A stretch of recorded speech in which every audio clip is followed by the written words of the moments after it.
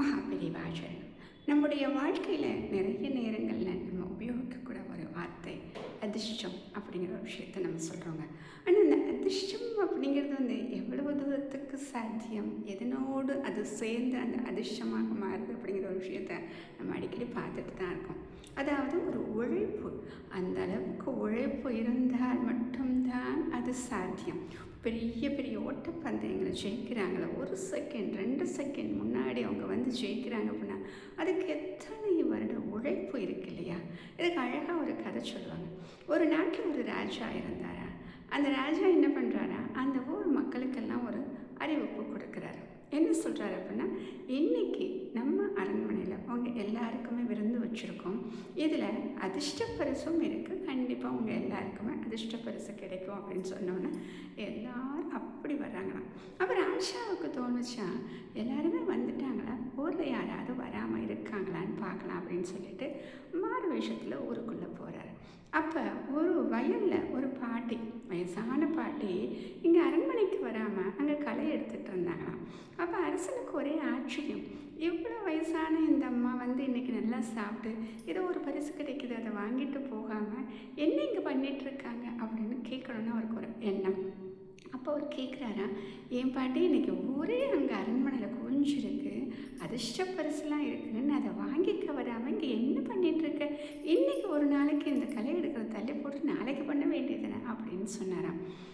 ஐயா, நீங்கள் சொல்கிறதெல்லாம் சரிதான், இன்றைக்கி ஒரு நாளைக்கு போனால் அதிர்ஷ்ட பரிசுன்னு ஏதாவது ஒன்று கிடைக்கலாம், கிடைக்காமலும் போகலாம். அந்த ஒரு விஷயம் நம்ம கண்டிப்பாக ஞாபகம் வச்சுக்க முடியும். எங்கேயோ ஒரு இடத்துக்கு போகிறோம் அப்படின்னா அங்கே ஒரு அதிர்ஷ்ட பரிசு ஏதோ ஒரு கொடுக்குறாங்க அப்படின்னா எல்லாருக்கும் கிடையாது, யாரோ ஒரு சிலருக்கு தானே கிடைக்க போகுது. அப்போ கிடைக்காம இருக்கக்கூடியவங்க நிறைய பேர் இருக்காங்க இல்லையா?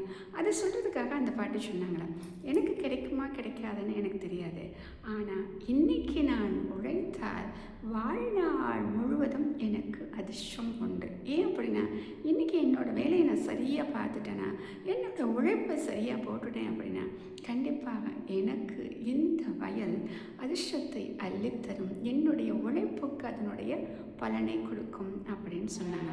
அப்போ ராஜாவுக்கு புரிஞ்சுதான், அதிர்ஷ்டம் அப்படிங்கிறது இதுதான், உழைப்பின் மூலமாக வரக்கூடியது. அதை விட்டுட்டு மக்களும் தெரியாமல் பண்ணிட்டாங்க, நம்மளும் இப்படி பண்ணிட்டோமே அப்படின்னு சொல்லிட்டு அப்போ தான் அவருக்கு அந்த உழைப்பு அப்படிங்கிற ஒரு விஷயம் அவருக்கு புரிஞ்சது. இன்னும் சொல்லுவாங்க, பிட்டோவன் அப்படின்னு சொல்லிட்டு நம்ம இசைக்கலைஞர் இருக்கார் இல்லையா, பிட்டோவன் வாசிக்கும் பொழுது ஒரு கச்சேரியில் போய் வாசிக்கிறார். அந்த கச்சேரியில் வாசித்து முடித்த உடனே அப்படியே எல்லாரும் மெய்மறந்து போய் நிற்கிறாங்க. அந்த அளவுக்கு அப்படி ஒரு கச்சேரி வாசிச்சிருக்கார். அப்போ ஒரு பெண்மணி எழுந்து சென்று அவருடைய கைகளை பிடித்து கொண்டு, என்ன ஒரு அதிர்ஷ்டம் செய்த கைகள் அப்படின்னு சொல்லிட்டு சொன்னோன்னே அவர் உடனே அந்த கையை எடுத்துகிட்டு சொன்னாரா, அதிர்ஷ்டம் செய்த கைகள் கிடையாது, பயிற்சி செய்த கைகள். இந்த அளவுக்கு நான் எத்தனை வருடமாக அந்த பயிற்சி செஞ்சிருப்பேன், அப்படி பயிற்சி செய்ததால் தான் எனக்கு இன்று இந்த வெற்றி கிடைத்திருக்கிறது. இது அதிர்ஷ்டத்தால் வந்தது கிடையாது, பயிற்சியால் கிடைத்ததுன்னு சொன்னாங்க. அப்போ நமக்கு அந்த புரியுது, அந்த அதிர்ஷ்டங்கிற வார்த்தை உழைப்பை சார்ந்தது. நாம் எந்த அளவுக்கு உழைக்கிறோம் அப்படிங்கிற ஒரு விஷயம். நம்முடைய குறிக்கோளை நோக்கி சென்று கொண்டே இருக்க வேண்டும், அந்த உழைப்பை உழைத்து கொண்டே நாம் இருக்க வேண்டும். ஆனால் அதில் மட்டும் ஒரு சிறிது சந்தேகம் கூட வரக்கூடாதுன்னு ஒரு விஷயம் சொல்லுவாங்க. அதுக்கும் அழகாக சொல்லுவாங்க, பிகாசோ சொல்லுவாங்க. அவர் எவ்வளோ பெரிய ஓவியர் இல்லையா, அவருடைய ஓவியத்துக்கெல்லாம் விலை மதிப்பே கிடையாதுங்க. அவ்வளவு கோடிக்கணக்கான மில்லியன் கணக்கான டாலரில் போகும் இல்லையா. ஒரு தடவை ஒருத்தவங்க கேட்குறாங்களா, எனக்கு 10 செகண்டில் ஒரு படம் போட்டு கொடுக்க முடியுமா அப்படின்னு சொல்லி கேட்டோன்னே அவர் போட்டு கொடுத்துட்டாரு. இதை கொண்டு போய் எக்ஸிபிஷனில் வைக்கிறாங்க, அது போது எவ்வளவோ டாலரில் போகுது. இவங்களுக்கு ஒரு ஆச்சரியம், 15 செகண்ட் தான் எடுத்துக்கிட்டாரு, அதற்கு எவ்வளோ பெரிய மதிப்பு அப்படின்னு சொல்லிட்டு இவர் உடனே போய் கேட்டாங்களாம். அப்போ எனக்கும் இதே மாதிரி கற்றுக் கொடுங்க, நானே இதே மாதிரி போடணும் அப்படின்னு சொன்னோன்னே, ஆனால் இந்த 15 செகண்ட் பத்தாது, 30 வருடங்கள் நீங்கள் கற்றுக்கொள்ள வேண்டும், அந்த உழைப்பை நீங்கள் செய்ய வேண்டும்.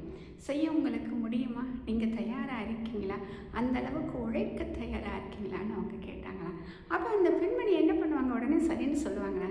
இப்போ எல்லாருக்குமே என்ன ஆச்சு அப்படின்னா, இன்றைக்கி நாம் செய்தால் உடனே நமக்கு வெற்றி கிடைக்க வேண்டும், அதற்கு காத்திருக்க முடியாது அப்படிங்கிற ஒரு மனோபாவம் வந்துருச்சு.